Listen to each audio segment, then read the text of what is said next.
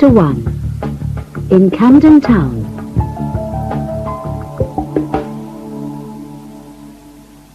"I know where we can go on holiday," said Stephanie. She was lying on the sitting room floor of her London flat. There were newspapers and holiday magazines all over the floor. All the hotels Stephanie liked were too expensive, and she didn't want to spend her holiday in a cheap hotel with a lot of other English people. Max came out of the kitchen with a plate of sushi and a bottle of cold Chardonnay wine. He knew this was the kind of food and drink Stephanie enjoyed. Stephanie looked up at the tall, handsome man. His good looks made her heart jump. The first time she saw Max, she thought he was a cold, unfriendly person. She could not believe that a person could be so good-looking and nice as well. But now Stephanie knew that Max was just shy, not unfriendly. He also thought about other people and tried to help them when it was possible. Stephanie thought he was the perfect man. He sat down beside Stephanie and touched her black hair. "Show me," he said, nodding his head at the pictures of white beaches in the magazines. "No," said Stephanie. "This place isn't in the magazines. I don't know why I didn't think of it before." "Where is it? Tell me," said Max. He was pouring the wine into 2 tall glasses. "Carlo's flat," said Stephanie with a big smile. She took her wine and bit into the sushi. "Sushi, my favorite. I love Japanese food," she said. "When did you get this?" "I went into the supermarket on Camden Road on the way here," said Max. "I knew you would be pleased. Now, tell me more. Who's Carlo, and where is his flat?" "Carlo's a good friend. I taught him English 5 years ago, when he was in London. He has a flat in a beautiful village on the Ligurian Sea in Italy, near Genoa. He said I can stay in it. I've been there a couple of times. It's perfect. You'll love it." "Slow down," said Max. "If it was 5 years ago, do you think he still wants you to stay in his flat?" "Oh, yes, I'm sure. Carlo's a very kind person. He doesn't live in the flat now. It's empty most of the year. He only uses it for weekends sometimes." "Well..." Max didn't know much about Italians or Italian men. He didn't know if they really were good at being good friends with women. It would be difficult for any man to be just friends with Stephanie. She was very pretty. He watched her now as she walked into the kitchen. She was just as pretty as when he first met her one night at the jazz cafe in Camden with some friends. They had been going out for 2 months now. Max had had a lot of girlfriends, but now he wanted to have a serious relationship. It was easier said than done. Some women were too interested in their jobs. Other women just wanted to have a good time. Some were too serious, others were not serious enough. Stephanie, however, seemed just right. She was intelligent and serious, and she liked her job. She was a language teacher, and she worked hard, but she also liked to enjoy herself. She liked going to clubs and parties and doing sport. She did a lot of swimming and was very strong. Max didn't really like sport. In fact, he didn't like taking exercise. He was an architect, and he enjoyed looking at buildings and paintings. But Max liked the fact that they were different, and he liked her more because of it. "I'm so pleased I thought of Carlo," Stephanie said, sitting down next to Max again. "We'll have a great time. I love you, Max." It was the first time she had spoken so warmly. Although they had been going out for a couple of months now, she had never said she loved him before. Max pulled her close to him. "I love you too," he said. They kissed. Then Stephanie began to describe the village where Carlo's flat was to Max. "It's beside the sea. It's on Italy's northwest coast, near Genoa. The houses are built on the hills and are all different colours, and the country is beautiful, full of places where they grow fruit and vegetables. It's so pretty, Max. And there are good restaurants with fresh fish, or you can get fresh pasta or pizza." "It's beginning to sound very nice," said Max. "We can walk and swim and water ski." "Hey, slow down," said Max. "I can't water ski." "Well, anyway, we can eat good food." Max put his arm round Stephanie. He thought she was lovely when she was like this. "Okay, telephone Carlo," he said, "but not until later." And he began to kiss her again.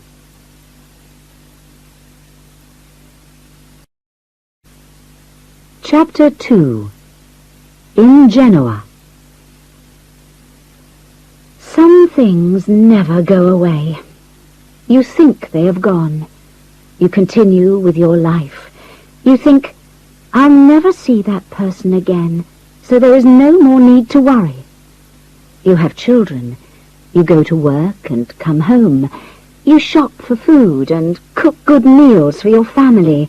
You look after your husband well. You buy him trousers and shirts and ties. You make love with him whenever he wants it, and say nothing when he doesn't. You don't agree sometimes.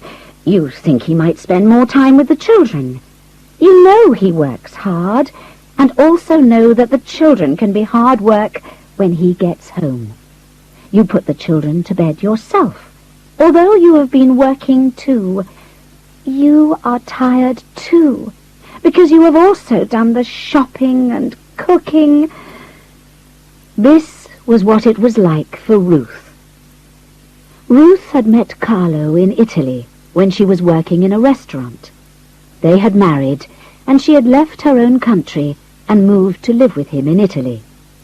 She had 2 children, and they had lived in the flat in the village by the sea for a while. Then Ruth had wanted to move to a bigger house in the town. The reason she wanted to move was to get away from Carlo's family. Carlo's mother and father lived in the flat next door, and his uncle and aunt and cousins lived opposite. There was also a grandmother who lived above his parents. Everyone in the little village seemed to be part of Carlo's family. Ruth couldn't get away from them. They seemed to watch her all the time. They told her how to cook, which fruit to buy, where to dry the washing. But she just wanted to be alone with Carlo, and she began to hate Carlo's family. She had to get away. Carlo finally agreed. He bought a house in Genoa because he loved Ruth so much, and he wanted her to be happy. They kept the flat by the sea for weekend visits and summer holidays. One Friday evening, the telephone rang. The children were in bed, and Carlo was working late. "Pronto?" Ruth answered in the Italian way. "Hello?" "Hello?" At first, Ruth thought that one of her friends from England was ringing her. It didn't happen often. She felt surprised and happy. "Hi, Ruth, it's Stephanie." Stephanie? Stephanie? For a few seconds, Ruth could not remember who Stephanie was. "Stephanie," said Ruth. "Hi," said Stephanie. "How are you?" "We're fine," said Ruth. "How many children have you got now?" asked Stephanie. "2. More than enough." Yes, I think you're wonderful. Wonderful? Why? Asked Ruth. Oh, bringing up children. It's hard work, I know. Lots of my friends are doing it. You haven't got any children yourself. If Stephanie had children, Ruth would feel safer with her. She remembered the last time Stephanie came to visit Carlo. It wasn't a happy time. Me? No, sorry, not yet, said Stephanie. There was a silence. Ruth didn't know what to say. Finally, Stephanie said, I actually wanted to know if the flat might be free in 2 weeks' time. Oh, no, Ruth thought. What should she say? If she said it wasn't free, it would be a lie. If Carlo ever found out, he would be angry.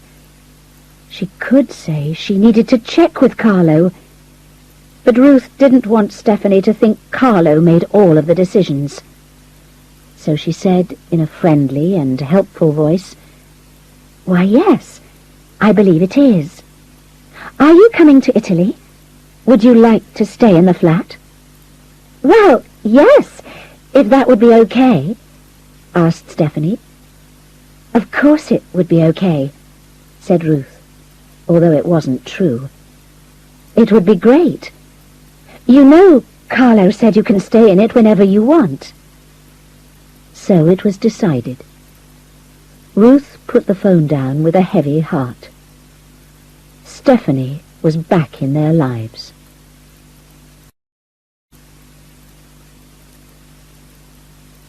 Chapter 3. A Good Friend. In London, Stephanie put the phone down. Well, she seems to think it's okay, she called out across the flat. Max came out of the bathroom, drying his black hair. Who's she? Carlo's wife, Ruth. Oh, said Max.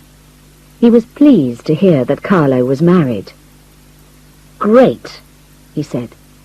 He sat down on the sofa. I'll get the plane tickets. He held Stephanie in his arms. I feel better for a shower. Now I can relax. It's been a long week. But Stephanie couldn't relax. She stood up. Something about Ruth's voice had made her feel strange. I'm a little worried. I don't know Ruth very well. Maybe it's not a good time for them, said Stephanie. Oh, let's not worry now, said Max. It's late and I'm tired. Let's go to bed. Okay, said Stephanie. But that night she didn't sleep very well. The next evening, while Max was cooking supper for Stephanie in the kitchen, the telephone rang. Hello? Stephanie said. Hi, Stephanie. It's Carlo. Hello, Carlo. Max watched Stephanie. She looked very happy. How lovely to hear your voice, she said. Ruth says you want to stay in the flat, said Carlo. Yes, if possible. Of course you can. Are you coming alone? No, I've met someone. He's called Max. He's very nice. Stephanie looked up at Max and smiled. Well then, we'll see you in a couple of weeks. How are you, Carlo? Stephanie asked. So-so, up and down. We worry about money, like everyone, and my wife is angry with me because I work too much. But if I don't work, we don't get any money. Is Ruth working too? Yes. She says she never stops working. She works in the day with the children and at night in a restaurant. But never mind. You come and have a holiday. It will be good to see you. Yes, I hope we can all meet for dinner. Sure. I'll see you then. Bye, Carlo. And thanks. Stephanie turned to Max. I knew it would be okay if I spoke to Carlo, she said. He's a very good friend. He's really pleased that we are coming. Shouldn't we offer to pay for the flat? Max asked. No, said Stephanie. Carlo would be angry.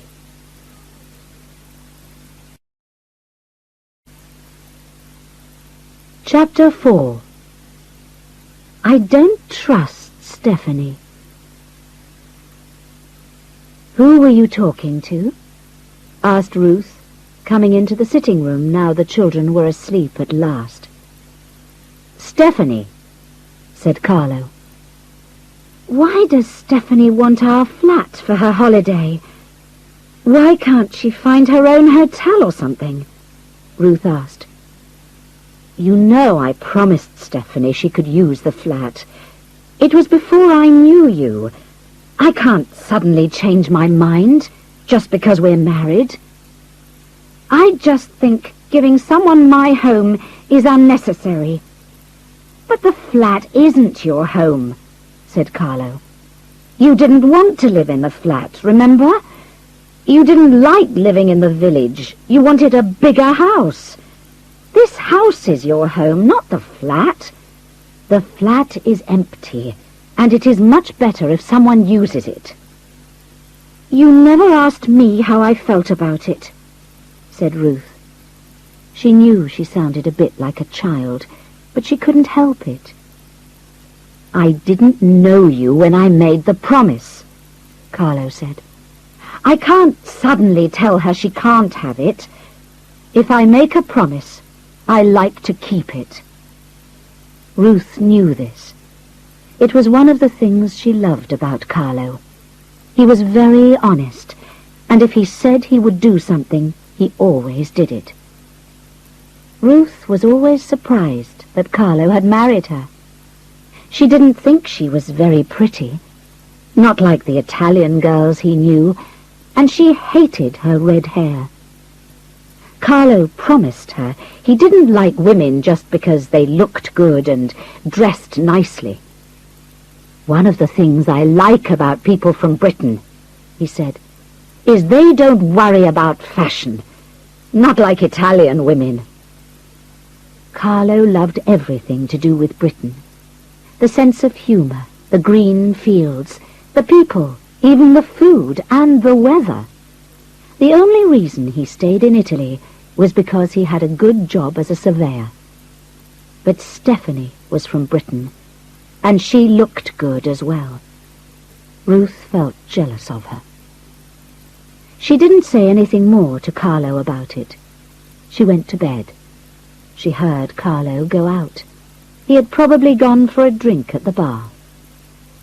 Later on, towards midnight, she heard him come in again. The bedroom door opened. Carlo came in and sat on the bed next to her. Listen, he said, taking Ruth's hand. You mustn't worry about Stephanie. She's just a good friend. You are the only person I love. Ruth looked up. She was crying. And anyway, Stephanie is coming with a new boyfriend. Ruth put her arms round Carlo. Perhaps things would be all right if Stephanie had her own boyfriend now. She smiled at Carlo. He was such a lovely man, and she wanted to trust him. She did trust him. The trouble was, she just could not trust Stephanie. Chapter 5. In a Village by the Sea.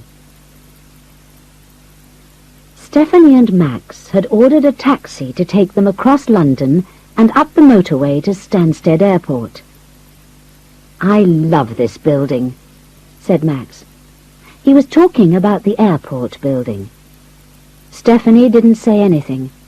It was something she didn't understand, To her, a building was a building. However, she enjoyed being inside the airport with its shops that sold holiday things, everything from perfume to underwear and expensive clothes. She liked to watch the people, too, lots of businesswomen on their way to Milan, to fashion shows, and wealthy men on their way to expensive holiday places. She hoped that one day she would fly about the world, earning lots of money. Soon they were sitting on the plane. Stephanie's stomach gave a jump as the plane took off, and she had her usual moment of feeling afraid as it rose into the sky. Soon, up above the clouds, she began to relax. The sun came into the plane. Max bought a bottle of champagne, and they drank to our first holiday together. Then they were coming down, and the colours below them had changed from the grey and green of England to the gold and brown of Italy. The light was soft. Stephanie had forgotten this about Italy. She came out of the airport feeling happy from the champagne, but also because she was back in her favourite country. From Genoa, they took a train down the coast. "How do I ask for a sandwich?" asked Max. A man selling drinks had stopped beside them. "Just ask for a panino," said Stephanie. She spoke good Italian, and for some reason she thought it was strange that Max couldn't speak any. They drank coffee and ate sandwiches as the train went in and out of tunnels and past views of beautiful houses, green trees, and a bright blue sea. "It's the next stop, I think," said Stephanie. They picked up their bags and got ready to get off the train. A smell Stephanie knew welcomed them as they climbed down from the train, a smell of the sea and of pizza. They had to walk back a little way to reach the village itself. The colours that met them when they arrived were bright. Pink and orange houses, red flowers, and blue and green boats. "Great!" Max shouted, and Stephanie knew she had made the right choice for their holiday. To get the key for the flat, they had to knock on Carlo's parents' door. The flat Max and Stephanie were staying in was next door. Carlo's mother, a small woman, stood looking at Stephanie for a moment. "Stephanie!"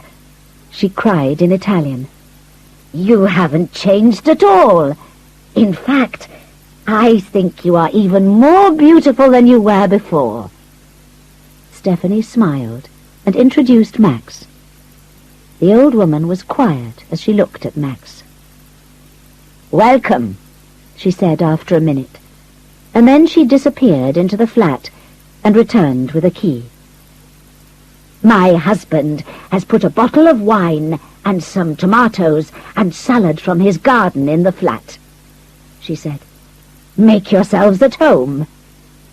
"Thank you so much, Signora," Stephanie said. "I hope you will eat dinner with us one evening," the old woman continued. "Oh, Signora, that would be lovely," said Stephanie. Max watched. He didn't understand what they were saying, but he thought Stephanie was agreeing to eat with the old couple. He didn't like the idea very much. He wanted to have Stephanie to himself this holiday. Stephanie continued to talk to Carlo's mother as if she were the most important person in the world to her. "Has Carlo been here lately?" asked Stephanie. "He was here at the weekend and told me you were coming," said the Signora. "He asked Ruth to prepare the flat for you." "And how is Ruth?" asked Stephanie quietly. "So-so," she said. It was clear from her face that she did not have much time for her daughter-in-law. "She's always busy. I never see my grandchildren any more." "Oh, dear," said Stephanie. "I'm sure they love seeing you." The old woman smiled at Stephanie. Stephanie then thanked the Signora and led Max to the door of their flat. "She likes you," Max said, giving Stephanie a kiss. "I expect she hoped Carlo would marry you instead of Ruth." "Oh, don't be silly, Max," said Stephanie. "She likes me because I was Carlo's teacher. Look, this is our bedroom." "It looks very nice," said Max. "Who did all this work? Look, they've even put flowers on the table." "It was Ruth," said Stephanie. "She's very kind," said Max. "She doesn't know us, and we are staying in her flat for nothing." "Carlo's flat," Stephanie said quickly. "Yes, but as they're married, it's her flat as well. It's very kind of both of them. I'm sure we should offer to pay for it." "I wouldn't worry about that," said Stephanie. "As I said, Carlo and I have always had this agreement." Max felt a little uncomfortable about being given a beautiful holiday flat for nothing. Stephanie opened the windows, and they looked out at a view across roofs to the Mediterranean. "Wonderful," said Max. "And we have a balcony," said Stephanie, opening the doors onto a little balcony, where she shut her eyes and took a deep breath of sea air. "Oh, the smells here are so good," Stephanie said. "I already feel better. Let's unpack and go and get an ice cream from the gelateria and see if anyone's swimming down on the beach." "Good idea," said Max, looking at Stephanie in the Italian light. She looked beautiful, and he thought that he really was in love this time. Chapter 6. The Two Couples Meet. The next day, Stephanie and Max ate breakfast in the bar. It was only a short walk from their flat. They ate cakes and drank coffee. Then they went to swim at the beach at the bottom of the village. "This certainly is an ideal place for our holiday," said Max. "I told you," said Stephanie. "And if we had paid for a place like this, it would have cost a lot of money," Max said. But Stephanie was changing into her bikini and didn't answer. "Let's swim," she called to Max. Before he knew it, she had run into the water and was swimming out to sea. The blue water was clear and deep. However, Max chose to swim close to the beach. He didn't feel safe in deep water he didn't know. Some local boys were diving off the rocks. They looked very healthy, as if they spent every day sitting in the sun, diving and swimming. Max thought of his white English skin and felt shy. Stephanie swam like a fish. Before long, she too had climbed the high rocks. "Come up here!" she called down to Max. Max looked up at her. She had a lovely, healthy body. "I'll just stay here," he called up. He thought he heard one of the boys laugh. He watched as Stephanie dived smoothly into the water. She swam up to him and took his hand. "You're frightened to dive," she laughed. "Come on, I want to see you dive." "No," said Max. "I'm hungry. Let's go and get some lunch. I noticed one of those bars did large plates of pasta." "That's the trattoria, the restaurant," said Stephanie. "Yes, that's a good idea. I'm really hungry after all this swimming." Soon they were dressed and sitting in the trattoria. People were ordering big meals, even though it was only 1 o'clock. "People eat a lot at lunchtime here," Max said. "We've forgotten how to eat well in England," said Stephanie. "Italians love their food. Just think, at home we would just be eating a sandwich. But here it's spaghetti alle vongole and wine and steak," said Max, smiling. "This is a great place," he continued. "Sun, clean sea, good restaurants. You were very clever to think of it. I'm looking forward to meeting Carlo and Ruth so I can thank them properly." But Max was also a little worried that Carlo might look like one of the boys on the beach, a handsome Italian with brown skin and strong muscles. They returned to the flat much later, after their big lunch and a good coffee. There was a message from Carlo's mother, saying Carlo had telephoned. He wanted all of them to go out for a pizza together. "He'll come to your flat at 7 o'clock, the old woman told Stephanie. Said Max, coming up behind Stephanie and putting his arms round her. "It'll be good to meet your Italian friends at last." "Yes," said Stephanie, but her face, which he saw in the mirror, looked worried. "What's the matter?" Max asked. "Aren't you looking forward to seeing them?" "Of course I am," said Stephanie. "At least, I'm looking forward to seeing Carlo. He's like my brother, but I'm not so sure about Ruth. I don't know her very well." "Are you frightened of her?" asked Max. "Frightened? No," said Stephanie quickly. "I just don't know her, that's all. And you know, women with children can be very boring." "Boring?" Max said, surprised. "Surely some are boring and some aren't, just like people without children." But Stephanie pushed away from his arms and went into the bathroom to have a shower. "I need to start getting ready if we are eating with them tonight," she said from the bathroom, and the door shut.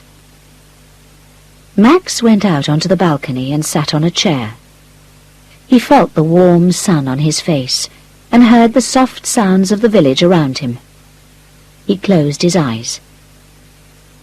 He was woken from a deep sleep by the sound of someone knocking on the door of the flat. He looked up, wondering where Stephanie was. He couldn't see her, so he went and opened the door. A medium-height, well-dressed Italian man with a friendly face and glasses stood at the door. He wore a clean white shirt and trousers, and had a pullover around his shoulders. With him was a small red-haired woman with a white face and a baby in her arms. Holding onto her legs was a small child. "Ciao," said the man. "I'm Carlo. This is my wife, Ruth, and you must be Max." Max smiled and shook Carlo's hand.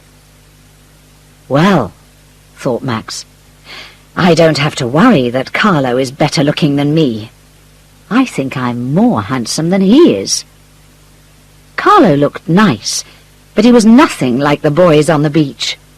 He looked like a simple family man. He probably ate too much pasta and didn't exercise much. As the family came into the flat, the bathroom door opened, and Stephanie came out, looking more attractive than Max had ever seen her. She wore a short black dress which made her look very slim, and high black shoes. Her skin was brown from their morning in the sea and sun, and her hair shone like glass. And with the makeup she had put on her face, she looked beautiful. Max watched her as she walked across the room and took Carlo's hand, kissing him on each cheek. Max wondered how Ruth felt. Just then, the baby in Ruth's arms began to cry. She went to the bedroom to feed it. "Shall we go to the bar?" said Stephanie, looking from one man to the other, enjoying the fact that they were both looking at her. "Wait a minute," said Max. "Ruth is feeding the baby, remember?" "Oh, suppose she can find us there later," said Stephanie. "She could be a long time feeding." "Why don't we have a drink here while we wait?" said Max. He didn't know much about having children, but he thought it must be hard to be left out of things just because you had a baby. "Okay," Carlo said. "I hope you like it here. While you are in my flat, it is your home." "Yes," said Max. "It's very kind of you. Thank you very much." Carlo looked at Stephanie as he said, "I always said Stephanie can stay in my flat whenever she likes. And of course, since you are her friend, you are also welcome." Stephanie smiled at Carlo. Soon after, Ruth came out of the bedroom. She looked white and tired next to Stephanie, and there were lines on her clothes, a cotton skirt and a yellow t-shirt, from sitting on the bed. "Would you like a drink?" Max asked her, and she smiled. "Come on," said Carlo. "Let's go. We can have a drink in the bar." And he led them all to the door. Chapter 7. A Difficult Dinner. "Could you please watch Thomas?" Ruth asked Carlo, as they sat down at a table in a bar. The little boy had run off and was throwing salt on the ground. "Relax," Carlo said to Ruth. Max could see that Ruth was getting angry. She got up with the baby in her arms and went and took the small boy's hand and pulled him back to their table. "He needs someone to watch him," she said, looking angrily at Carlo. But Carlo was talking to Stephanie. Max watched Carlo and Stephanie. They were laughing together happily. Stephanie turned to Max. "Last time I was here, Carlo taught me to water ski," she said. Her eyes were happy. Max began to feel a tiny bit angry. Stephanie knew he couldn't water ski. Was she trying to make him jealous? Or perhaps she was trying to make Ruth jealous. She seemed to be doing a good job. "Carlo!" Ruth was shouting at him. The little boy had run out of the door of the restaurant and down the street. Carlo said, "You know my mother offered to take care of him." "I want Thomas to eat with us," said Ruth. "Relax and let him play then," Carlo said. Just then the baby started crying. Ruth got up. "I think I'll go home if you don't mind," she said. "I can't look after Thomas and the baby in a restaurant without any help." Her face was red. She looked as if she was about to cry. No one moved as she got up, holding the baby in one arm, the small boy's hand in the other. Max began to feel very angry. Why didn't Carlo help Ruth? He was also angry with Stephanie. She should understand how Ruth felt. "Don't go," Max said to Ruth. "I'll take Thomas for a walk until his food arrives. We'll go and see the boats, shall we, Thomas?" The little boy looked at him for a few seconds, then held out his hand. "Thank you, Max," said Ruth. She smiled at Max. She had relaxed. "You have your drink," Max said, "and I'll be back in a minute." He walked down the narrow street with the little boy's small hand in his. They got to the beach, where some people were putting a boat into the water. The little boy stood and watched. Though he must have seen all this hundreds of times before, he seemed very interested. "Do you like boats?" Max asked. He didn't really know what to say to children. "Si," Thomas replied. Then he said something else in Italian. How wonderful, Max thought, that a young child can understand English but reply in Italian. And I can't understand a word he says, apart from si. The little boy said something in Italian again. Max smiled at him. The little boy looked at Max, trying to understand why he didn't reply to him. Then he smiled. It seemed he understood suddenly that Max only spoke English.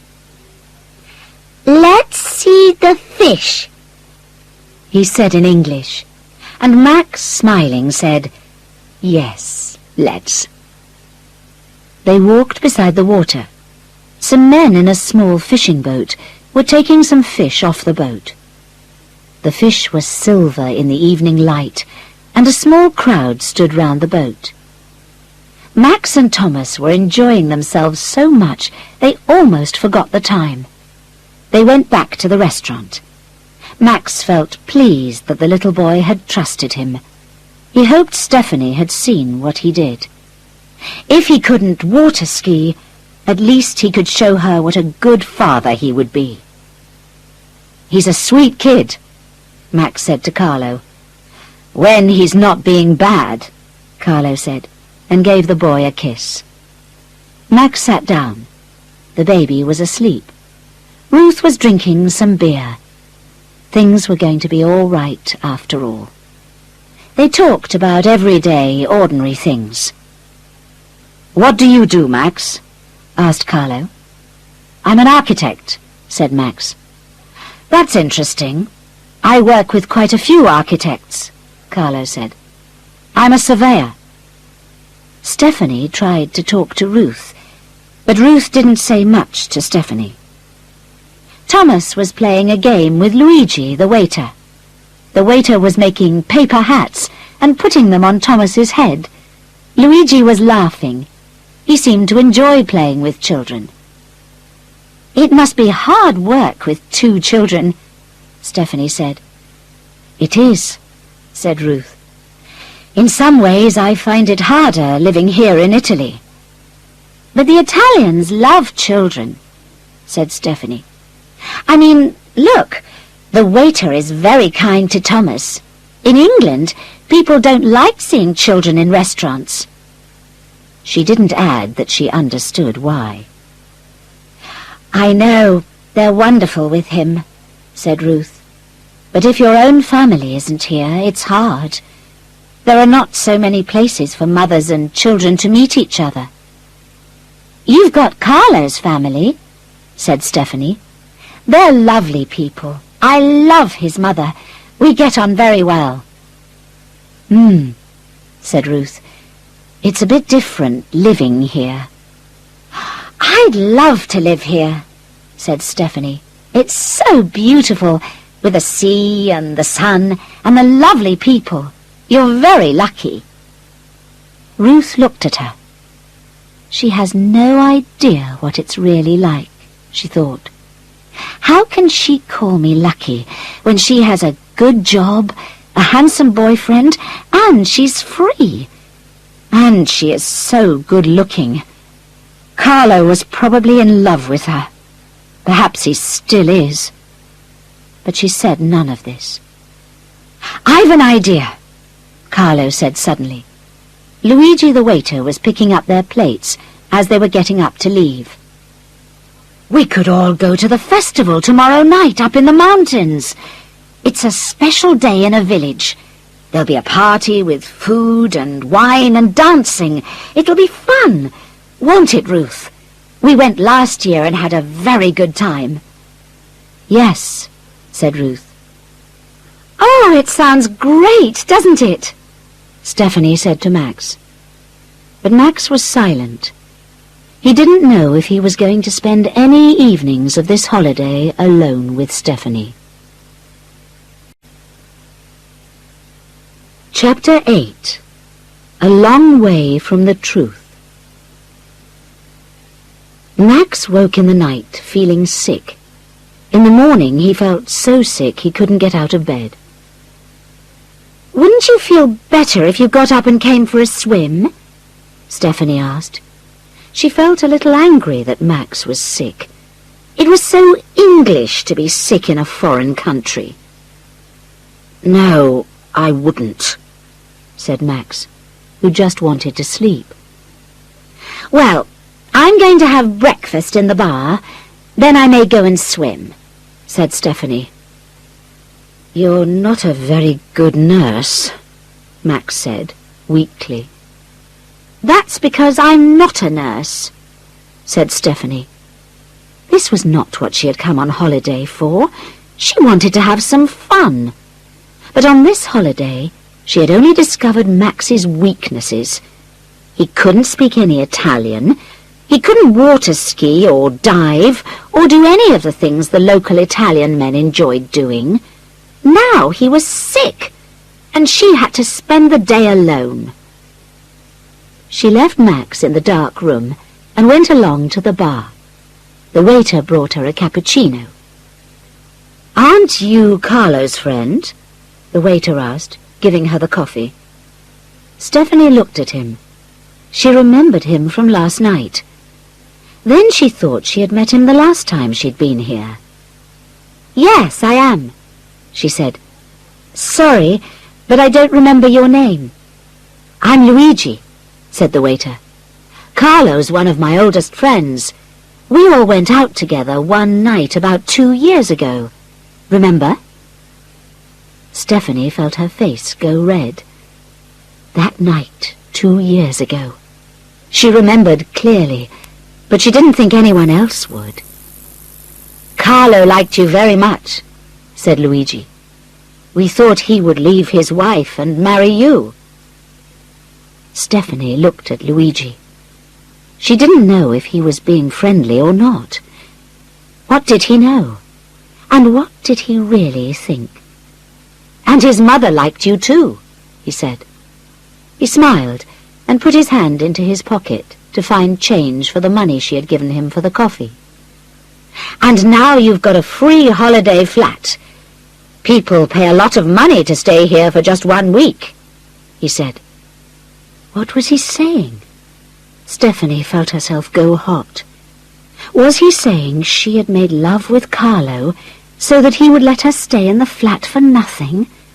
It wasn't true. She had just had a very short affair with Carlo last time she was here. He had already offered her the use of his flat a long time before they ever had that little affair. She had hoped no one knew, and that it would be forgotten by everyone except Carlo. Discovering that Luigi knew made her feel very uncomfortable. She left the bar and walked along the beach, deep in thought. She found a quiet place and went and sat in the sun. After a while, she dived into the water and swam. But she couldn't relax. She felt bad because some of the things that Luigi had said were half true. She thought about the things that had happened 2 years ago. She remembered seeing how happy Carlo and Ruth were together, and feeling afraid that she was going to lose Carlo as a friend. Surely, she had thought, she was more interesting to him than Ruth. Although she had never found Carlo attractive before, she suddenly wanted him now he was married. She remembered how she had gone out one evening with some of Carlo's friends, including Luigi. They had gone to a beach called Bianca Beach. Ruth had stayed at home. She remembered how they had dived off the rocks and swam in the night water. She remembered the moment she and Carlo had found themselves alone, or so they thought. She remembered how they had kissed, with the dark water around them. Afterwards, Carlo had said they must never let it happen again, because he loved Ruth. He would always be Stephanie's friend, he said, but he didn't want to lose Ruth. "We'll continue as if nothing happened," said Carlo. And Stephanie, pleased that he found her attractive, agreed. It's simple, she had told herself, but that was a long way from the truth. Chapter 9. On Bianca Beach. Max was still ill that evening. When Carlo came to take them to the festival, Ruth wasn't with him. "Thomas isn't feeling well either," he told Stephanie, "so Ruth said she would stay and look after him." "So it's just you and me," said Stephanie. "Perhaps we'd better forget it," said Carlo. Stephanie had been looking forward to this evening. With Max ill, she had had a boring day on her own. The things Luigi, the waiter, had said to her had made her think. This would be a good opportunity to talk to Carlo alone, although she wasn't sure how she was going to begin to talk about the subject. It would be difficult to say, "Luigi thinks I made love with you so I could have your flat, but it's not true." She wasn't sure what she was going to say. "Come on," she said. "Why don't we go? Just you and me. I need to get out. Max has been ill all day." Carlo looked at her. He found her very attractive, but he wished he didn't. He worried about being alone with her. His mother always said he should have married Stephanie, not Ruth. But Stephanie had never been interested in him until that time 2 years ago, and by then he was married to Ruth, and he loved Ruth a lot. He and Stephanie had been friends until that time 2 years ago, so they could be friends again now. "Well, yes, we could go," said Carlo. He wasn't too sure. "Good," said Stephanie. Max was still asleep when they left. They drove up a road through the mountains. There were trees on either side, and when they came to corners, they could see views of the deep blue sea far below. "I was thinking," said Stephanie, "instead of the festival, could we go to that lovely beach?" "Which one?" Carlo asked. "The one with the white sand and the pine trees. I think it's called Bianca Beach. It's where we went last time I was here." Carlo didn't answer immediately. He was remembering. They drove in silence for a few minutes before he looked at her. "Okay," he said. "Are you all right?" Stephanie asked him. "You're very quiet." "I was just thinking how things change," he said. "Now I'm a married man with children. I don't often find myself alone with a woman." "I'm not going to bite you," laughed Stephanie. But somewhere deep inside him, Carlo felt that was exactly what she was going to do.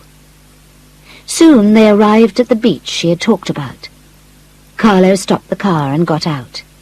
He came round and opened her door for her. She got out too. With the waves, the white sand, and the wind in the trees, the beach looked beautiful. "Stephanie," he said, "that night 2 years ago was a mistake, you know." Stephanie looked at him. So he had been thinking about it too, she thought. "I know," she said. "We can still be friends, can't we?" she said. "I'm not sure," Carlo said. "The trouble is, Ruth doesn't feel very happy about you using the flat." Stephanie looked at Carlo. She realized how much he loved Ruth, but she couldn't help feeling a bit jealous. Surely she was more attractive to him than Ruth? "But you feel happy about it, don't you?" she asked softly. "Until you married Ruth, you wanted me to come here often." "Things are different now," he said, then was silent. It was impossible to tell Stephanie she couldn't come any more.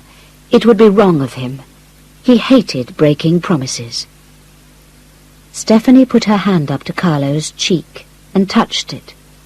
Before he knew it, she was touching his neck. Against his wishes, he was finding himself attracted to Stephanie again.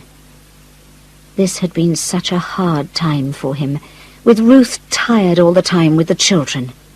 Suddenly, finding himself alone with Stephanie like this, he couldn't stop himself. Stephanie felt Carlo moving as she touched him. She thought of Max, sick in bed, and Ruth at home with 2 children. She thought of Luigi in the bar. But suddenly, none of this seemed to matter. She was kissing Carlo wildly, and they pulled off each other's clothes. They fell onto the sand, which was still warm from the sun, and lay together as the moon came up. As they drove back to the village much later, Carlo breathed deeply. "No one must ever know about this," he said. "It's okay," said Stephanie. "No one will. It's just one of those things that happened, isn't it? Only you and I know." Carlo felt terrible. He didn't want to hide anything from Ruth. But if he wanted to keep Ruth, he thought, he would have to hide it from her. Chapter 10. In Love with 2 People. The next morning, Max got up before Stephanie. She awoke to hear him moving across the room. "I feel much better," he said, looking at her. "I've already been for a walk and bought her some things for breakfast. I'll make some more coffee." She lay and smelt the coffee and felt the warm sun on her face as it came through the window. If yesterday hadn't happened, this could almost be the holiday she had wanted. But yesterday had happened. She didn't know what to think. Carlo loved Ruth. He had told her that, and he would never leave her or the children. But he had always liked Stephanie too. She looked up at Max as he gave her a cup of coffee. He looked extremely handsome this morning, and now he was better, he seemed stronger. He was more like the Max she first knew and liked. Perhaps it was perfectly normal to be in love with 2 people at once. "Here's a coffee for you," he said, kissing her on the cheek. "How was last night? Did you have a good time?" "It was okay," said Stephanie. She had decided she would not tell Max that Ruth wasn't there, unless he asked. It was best to keep things simple. "Did I miss anything?" Max asked. "No," said Stephanie, putting her arms around him. "Nothing. But I missed you." Max smiled. He really felt he was going to enjoy the rest of the holiday. "How about taking the train to town? There's a market on today," said Max, who had been talking to some tourists in the bar that morning. "I could buy some fresh food and cook us a good meal this evening. There are also some interesting churches I'd like to look at." Stephanie, who'd been planning a day swimming and lying on the beach, didn't want to go to town. "Why don't you go alone?" she said. "It'd be good for your Italian. I feel like lying in the sun with my book. Let's meet later on the beach." "Oh, okay," said Max. "I hope I'll be able to understand without you there to help me." "Of course you will," said Stephanie. "Take the dictionary and use your hands a lot." So Stephanie went to the beach, and Max went to town on the train. He was pleased that he knew the Italian word for ticket, biglietto, but at the vegetable stall at the market he forgot the word for courgettes.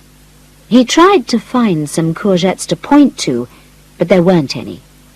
Then he tried to describe them, but the man selling the vegetables couldn't understand him. Some people waiting became more and more angry. "They are called zucchini," said a voice behind him.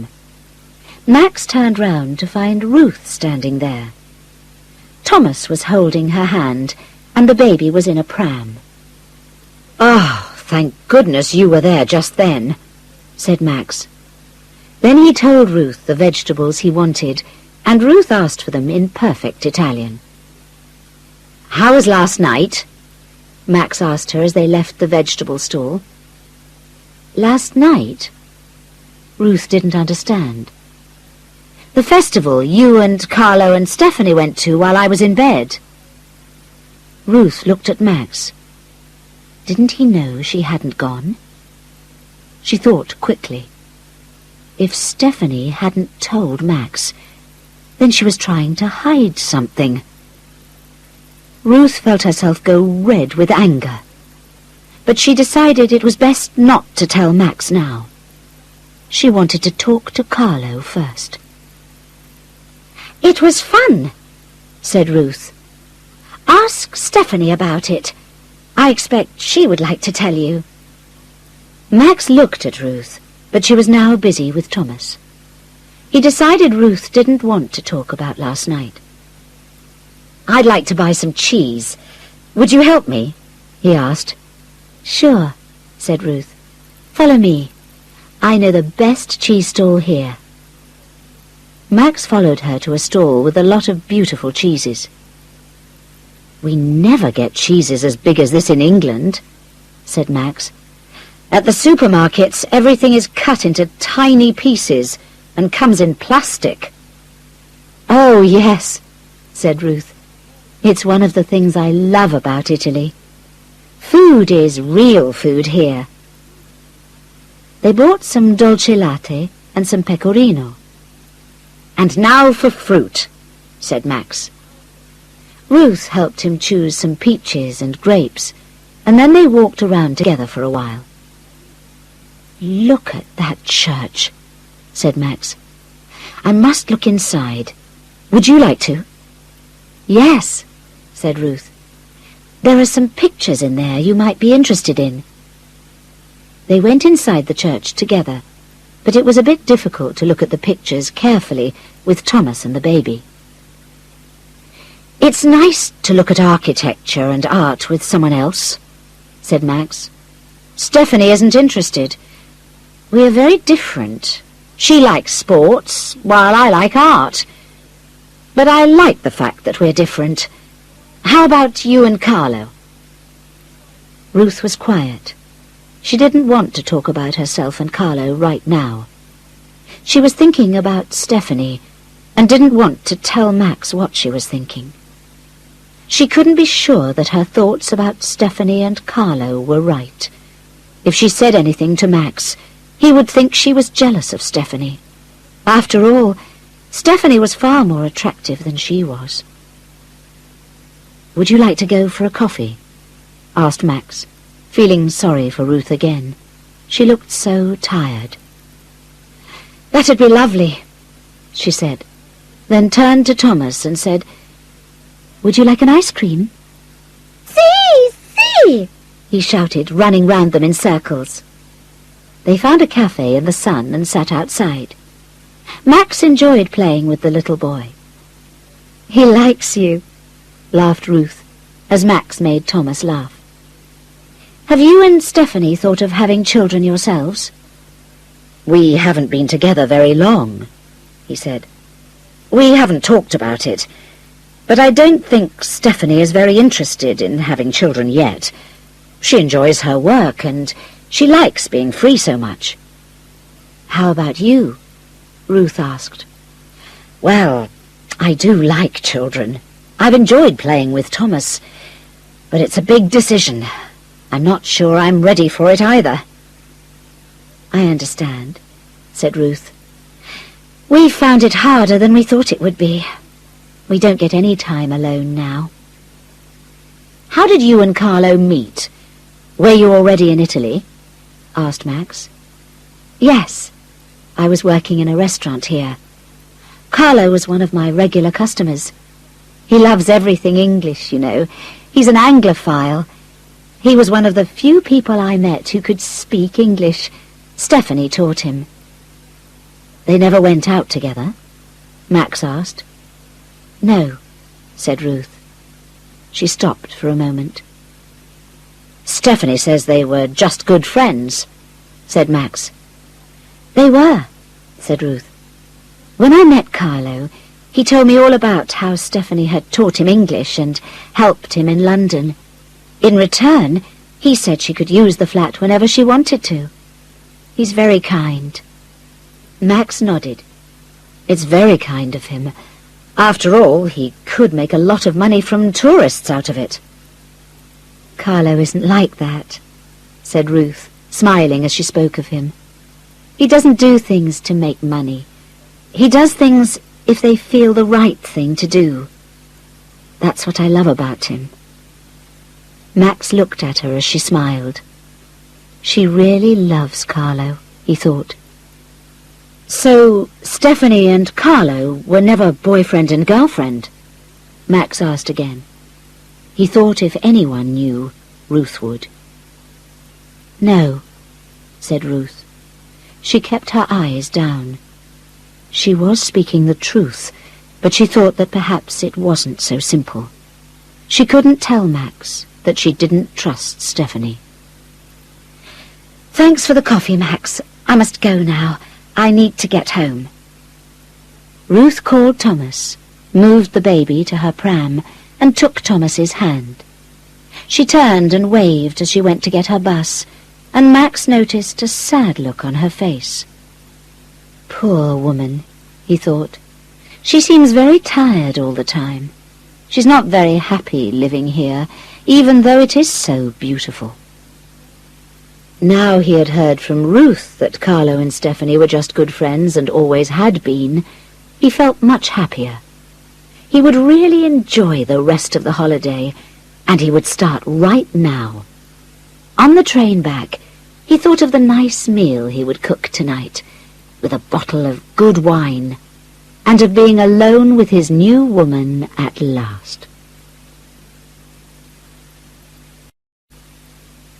Chapter 11. The Perfect Holiday. Max went back to the flat after his trip to town and prepared some food for the evening's meal. He wanted to make everything just right for Stephanie now. He felt they had hardly seen each other alone since they left England, and after all, that was why they had come on holiday. He put some wine in the fridge, got his swimming things, and went down through the quiet street. The smell of good food came from the houses on either side of the narrow street, and Max smiled. This place was so wonderful. Every colour was brighter than in England, every sound clearer, every smell more delicious. He suddenly felt full of good feelings for everything and everyone. Carlo and Ruth were so kind, he thought. They were good people, and he was pleased to have 2 new friends. But right now, he wanted to be alone with Stephanie. Max found Stephanie asleep. She was lying on her front in a sunny corner of the beach. The clear water was only a few meters away. As it was early afternoon, there was no one else about.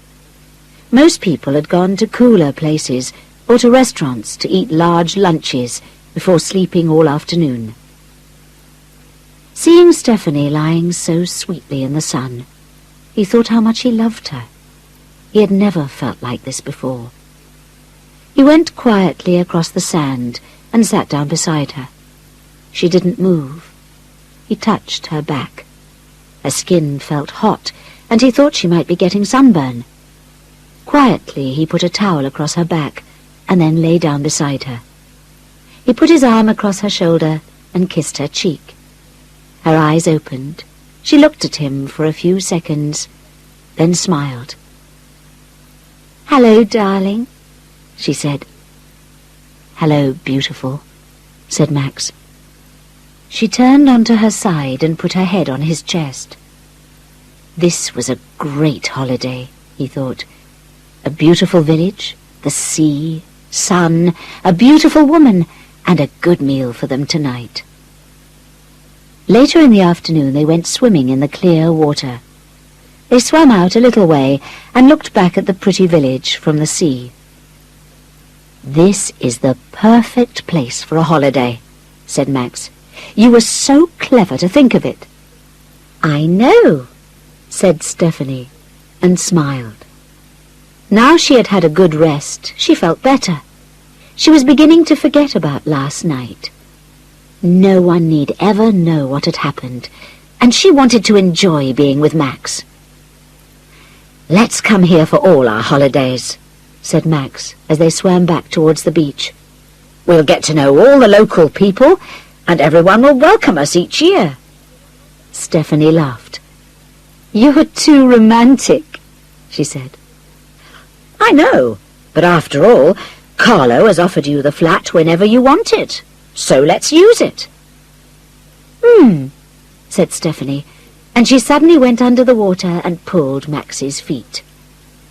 "You can't catch me!" she shouted when she came up, and then began swimming away from him. She was right. She was a much faster swimmer than Max was, and she reached the beach first. "Well, what do you think?"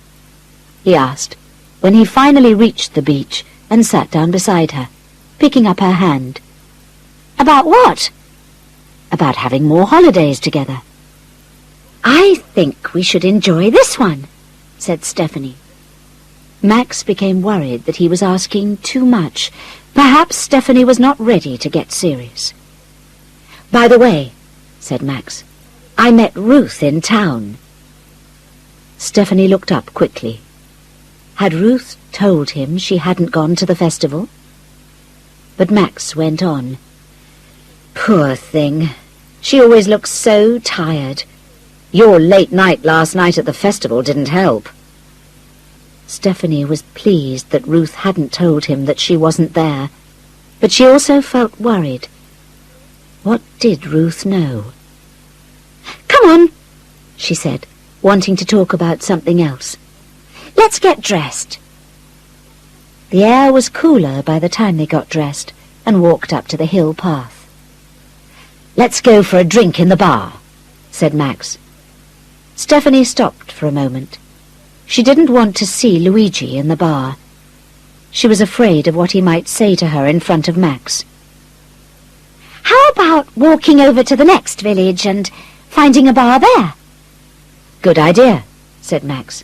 "There's a little church there I'd like to have a look at. I heard about it from Ruth this morning." It was a beautiful walk with wonderful views of the blue sea below them, and they could see tiny white sailing boats. They climbed up some steps to the next village and found themselves in a very pretty square. On one side was a little church, which Max went to look at. Stephanie found a table outside a bar and sat and watched the people come and go. She liked to look at the clothes the Italian women wore. They dressed very well. As she watched, she thought about Luigi. He seemed to want to make trouble for her yesterday, and Stephanie didn't want any more trouble this holiday. She was pleased they had come to a different bar. Max soon came out of the church and sat down next to her. "It's great," he said. "This tiny, unknown church is full of beautiful paintings. They would be in a museum in England, but here the paintings are allowed to stay where they were painted." Stephanie reached over and took his hand. She thought he was very clever. They drank their drinks. "What's the time?" Max asked. "I need to start cooking, or there won't be any dinner this evening." Stephanie then realized her watch wasn't on her wrist. "That's strange," she said. "I hope I didn't lose my watch when I was swimming this afternoon." "Oh, no," said Max. "We'd better look for it on the way home." They walked back, looking out for Stephanie's watch, but they couldn't find it. "Never mind," said Stephanie. "It might be in the flat. I don't remember putting it on today." Max put his arm round her. "I'm making you a wonderful meal this evening," he said. "Then I think we should go to bed early. We'll worry about your watch tomorrow." Said Stephanie. And that is exactly what they did. Chapter 12. A Bad Argument. Life was not too easy for Ruth at the moment. She had to continue working at the restaurant to help pay some of the bills. She spent the day cooking food for the children, taking care of the baby, and reading Thomas stories. It was tiring and sometimes boring as well. She wished she had more friends with children nearby. She wished she got on better with Carlo's parents. She wished Carlo could get a job in England and she could go and live near her own family. But this was not possible at the moment. At 5 o'clock that day, she gave Thomas his tea and then gave him a bath. She was changing her clothes to go to work when Carlo came home. Ruth didn't want an argument, but she wanted to ask about last night. "Max didn't know that you and Stephanie went to the festival alone," she said. "Why didn't she tell him?" Carlo looked at her. "I've no idea," he said. "How do you know she didn't tell him?" "I met Max in town today, and he thought I was there last night," she replied. "Perhaps they hadn't had a chance to talk." Ruth looked hard at Carlo.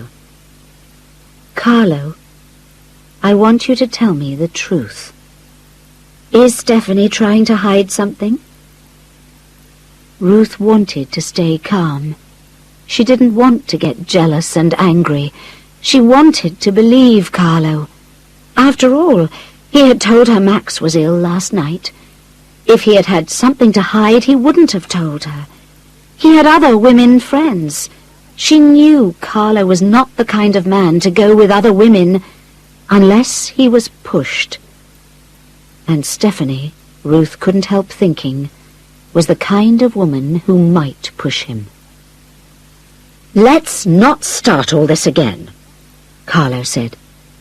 He was afraid Ruth knew in her heart what had happened last night. He didn't want her to find out. "But I don't understand," Ruth went on. "Why didn't Stephanie tell Max she spent the evening with you at the festival?" "How should I know?" asked Carlo, quite angry now. "Ask Stephanie if it's a problem for you." "Ask Stephanie!" Ruth shouted. "I don't want to ask Stephanie. I hope I never have to speak to that woman again." "You are just jealous of her," Carlo shouted, really angry now. "You've always been jealous of her." "Yes, I have, because you were in love with her," said Ruth. Carlo's voice went quiet. "I've got too many other problems at the moment to talk about this. I just hate it when you get jealous." Before she knew it, Ruth had picked up a cup and thrown it hard at Carlo. He moved his head, and the cup flew past his ear. "Watch out!" he shouted, as Ruth left the house angrily. When she had gone, Carlo sat in his chair for a long time, looking at the carpet. He wished Stephanie had never come back to Italy, and that he had not spent yesterday evening with her. Why had he done it? He was now really afraid Ruth would leave him. It was much later when Ruth returned from her night's work at the restaurant. "I'm sorry," Ruth said. She'd had a chance to think, and she realized she was being stupid. Carlo and Stephanie had always been good friends. She had to trust him. Carlo smiled and put his arms round her. "I'm sorry, too," he said. "I just feel tired at the moment. But if it would help," he said, "I won't let Stephanie use the flat again. It seems to make you so unhappy, and I want you to be happy." "It makes me sound so bad," she said, "but I just don't like Stephanie, or believe her. I can't explain why." Carlo put his face in Ruth's hair. He felt he was going to cry. He wanted to tell her everything. But if he told her, She might leave him, and that was something he didn't want to think about. Ruth felt good with Carlo's strong arms round her, and she went to bed that night feeling better.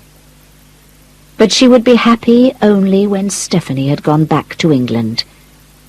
There was something about that woman that made Ruth very unhappy. Chapter 13. An Unwanted Invitation. For Stephanie and Max, the next 2 days were wonderful. They swam, ate good food, and went for walks. Max visited more buildings and churches. Stephanie was not interested in these, so he often went on his own, while she sat at cafes with her book. One day they went shopping in Genoa. Stephanie bought some shoes and a new red dress. Max bought a new jacket. "Italy is a wonderful country," said Max.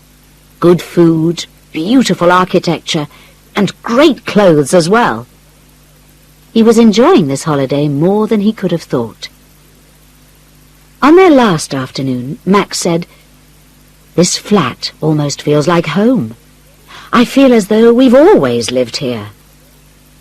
He didn't tell Stephanie directly that he was enjoying living with her, but he had begun to think they should move in together when they went back to England. He was waiting for the right moment to talk about it. Stephanie had begun to think the same thing. The more she got to know Max, the more intelligent and more handsome she thought he was.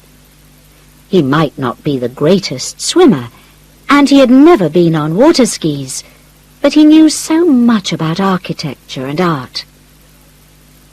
The days of their holiday passed quickly. They hadn't seen Carlo or Ruth again, and Stephanie began to relax. No one would ever know about her evening with Carlo, she thought. In fact, she rather liked to remember the evening, and she thought of times in the future when she and Carlo would meet and make love. It was good to think she had a serious relationship with Max, a part-time lover in Carlo, and a beautiful flat to stay in Italy. Max had never asked anything about the evening of the festival, and Carlo had not phoned since then. She thought that Carlo understood it was best not to see each other at the moment. On their last day in the village, Max decided he would take Stephanie out that evening to an expensive restaurant he had seen near the beach. It would be the perfect place to ask her to move in with him when they got back to England. Max felt sure that a beautiful sunset, a sea view, and good food and wine would mean she couldn't say no. But early that evening there was a knock on the flat door. It was Carlo's mother inviting them for a meal. "I saw you earlier eating in the bar, and I decided it was time you had a real Italian home-cooked meal," she said. Stephanie thought for a moment, but she couldn't say no. The old woman would be hurt. "Thank you," said Stephanie. "That would be lovely." When the old woman had gone, Max looked at Stephanie. "What did she want?" he asked, although he thought he knew already. "She's invited us for dinner this evening," said Stephanie, not looking at Max. "And you accepted?" "Well, I had to," said Stephanie. "It wouldn't be nice to say no. She thinks we haven't been eating good food in the bars and restaurants."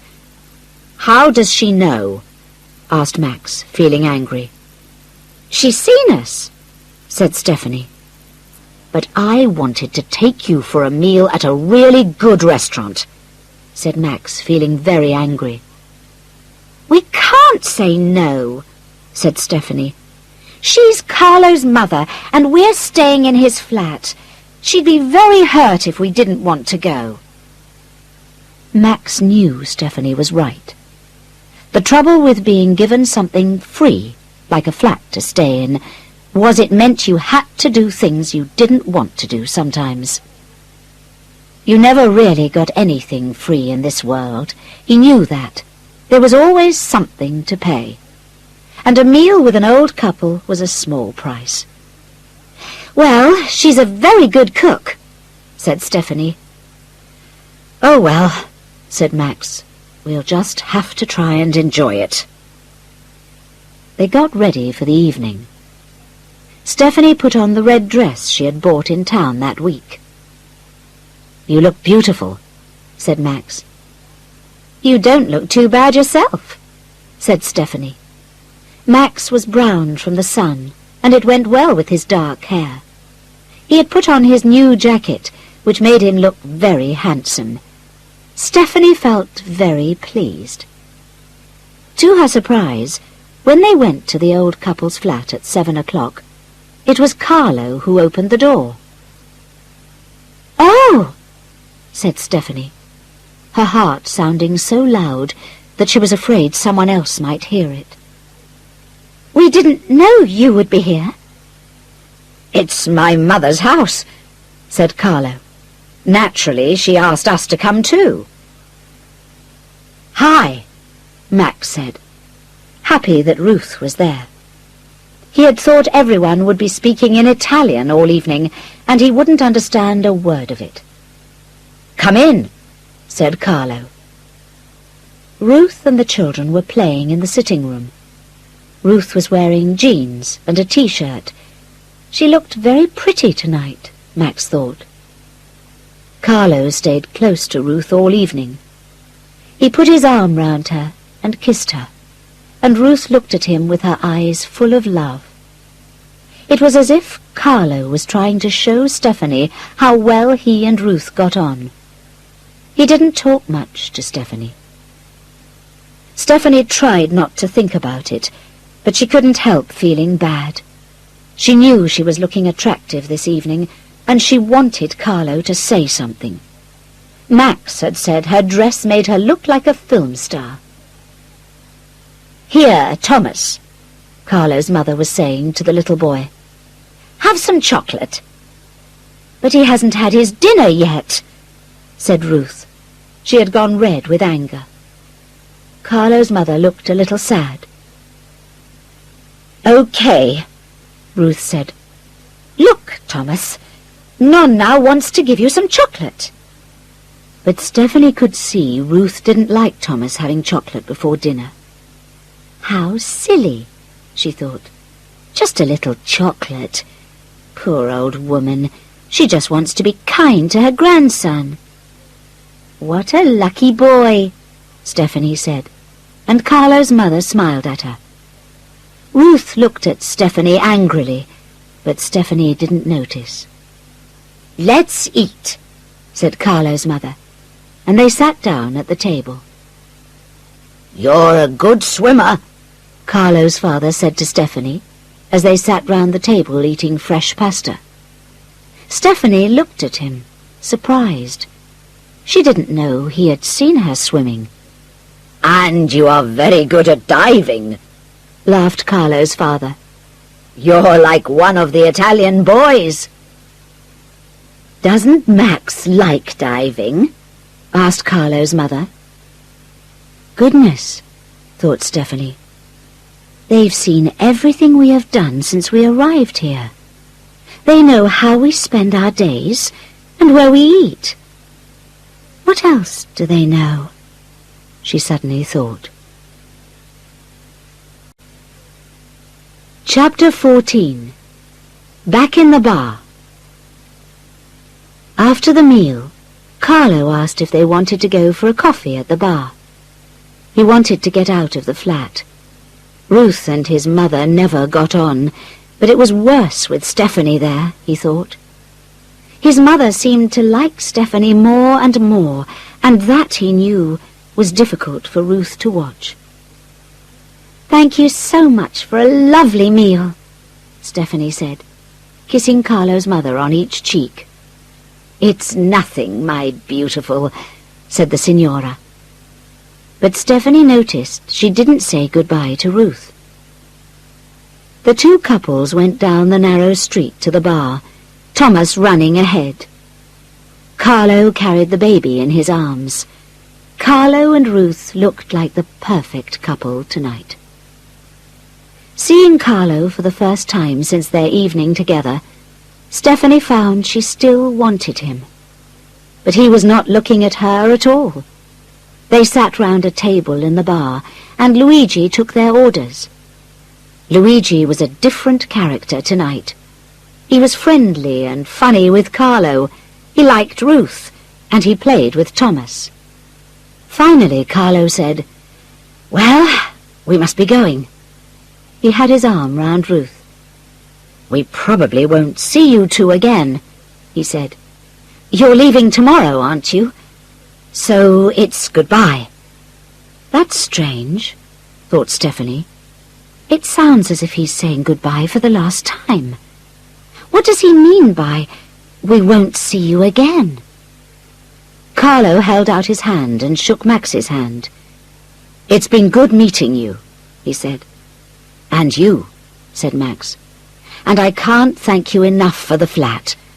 Of course, I should thank Stephanie too for being your friend in the first place."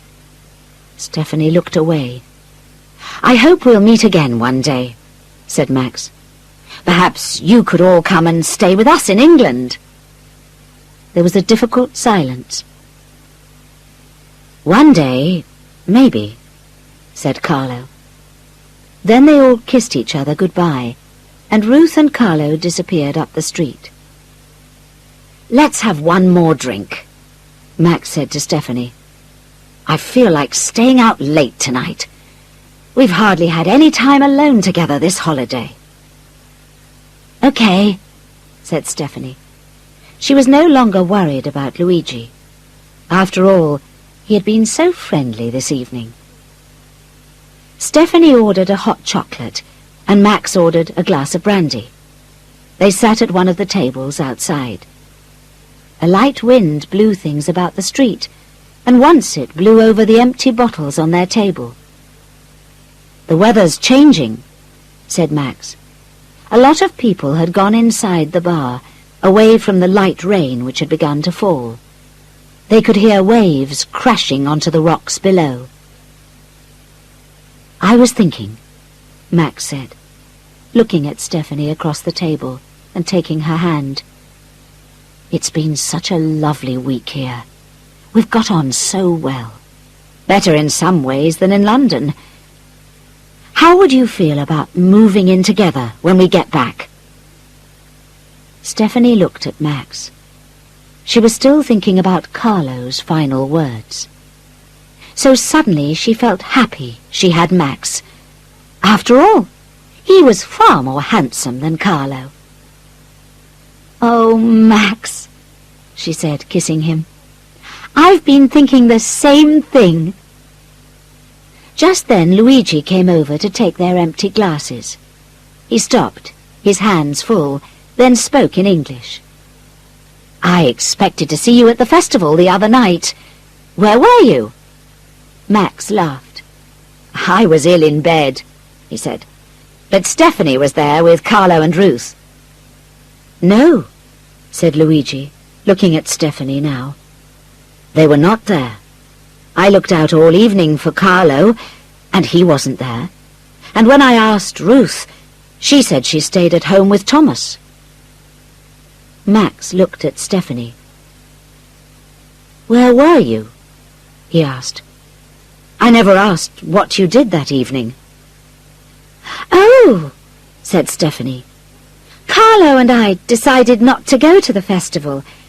We decided it wouldn't be fun without you and Ruth." "By the way," Luigi said, "I found this on Bianca Beach." And he gave something to Stephanie. It was her watch. "I found it on Wednesday morning," said Luigi. "Well, goodbye." And he went off looking very pleased with himself. "Bianca Beach?" Max asked, suddenly feeling rather uncomfortable. "Have we been to Bianca Beach?" He knew they hadn't, and wasn't sure why he was asking. I don't like that waiter, Stephanie said angrily. He's got a bad look about him. Come on, I've finished my drink. Let's go. Wait, said Max. If you and Carlo weren't at the festival, and Ruth wasn't with you, then you must have been at Bianca Beach. Why didn't you tell me? Stephanie began to feel a little frightened.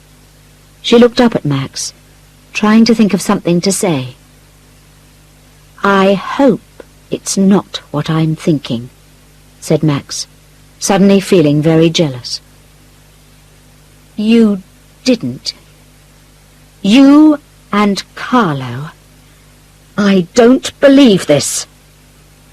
Hey, Max, said Stephanie. She was frightened now. Max was not going to forget this if he found out the whole truth. Don't start getting jealous. But this time, Max knew he wasn't being jealous for nothing. How could you? Shouted Max. Carlo's got a wife and children. Why don't you say, how could he? Said Stephanie back to him, suddenly very angry. It takes two, you know. Because I don't care what he does. I care what you do, Max shouted. Shh, said Stephanie. Everyone's looking at us. Let's go. We can talk somewhere else. As they got up to leave, Stephanie realized for the first time why Ruth hated living in a small village. It was as if everyone knew everything about her, and they were never going to let her forget it. They walked towards the beach without talking. The waves were really big now, and they could hear thunder in the distance. Then Stephanie said, Max, you must understand.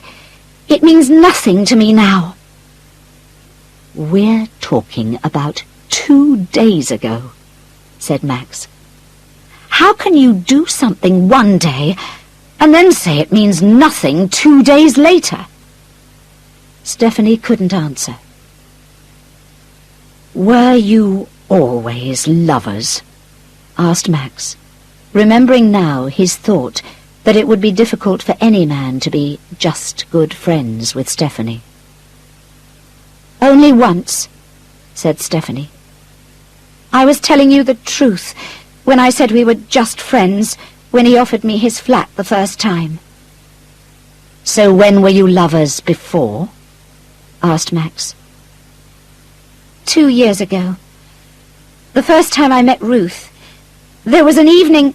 You mean you waited until Carlo was married to Ruth before deciding to sleep with him? Max was beginning to understand, and he didn't like what he was learning about Stephanie. I was afraid I was going to lose him, said Stephanie. But you had already lost him, said Max. He was married to Ruth.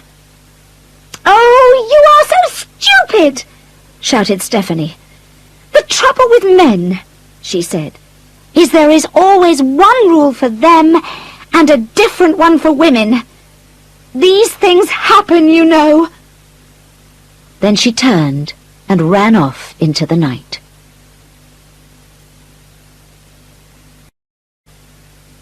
Chapter 15. Lovers or Friends? It was Saturday evening, but Stephanie had nowhere to go. She sat on the sofa looking at the telephone. Max had not spoken to her on the flight home, and at Stansted Airport he had kissed her goodbye and gone to get a train. A week had passed, and he had not telephoned her. How could a holiday end so badly, she wondered. It had all been going so well with Max before the holiday. She thought about their last evening in Italy. It seemed 1,000,000 years ago now. Max had asked her to live with him, and now he wasn't speaking to her. She wanted to cry. She had had a bad week. She couldn't help thinking about Carlo. If she had never kissed him that evening, they would still be friends. Now she felt she had no one, no friend and no lover. She picked up the phone, and although she thought Max was probably not at home, she called his number. She waited. Finally, he answered. "Max," she said before he could speak, "I love you. Please believe me." Max didn't say anything for a few seconds, then said, "I can't." "Well, at least, Max, can we still be friends?" "Just friends?" asked Max. "Yes," said Stephanie. "Just good friends." To her surprise, Max started to laugh. "Do you know what a good friend is?" he asked. "Of course I do. I've got lots of good friends," said Stephanie. "Including Carlo?" Max said. "Carlo was a good friend, but we destroyed it. I understand that now. I feel so lonely. Last week you were both my friends.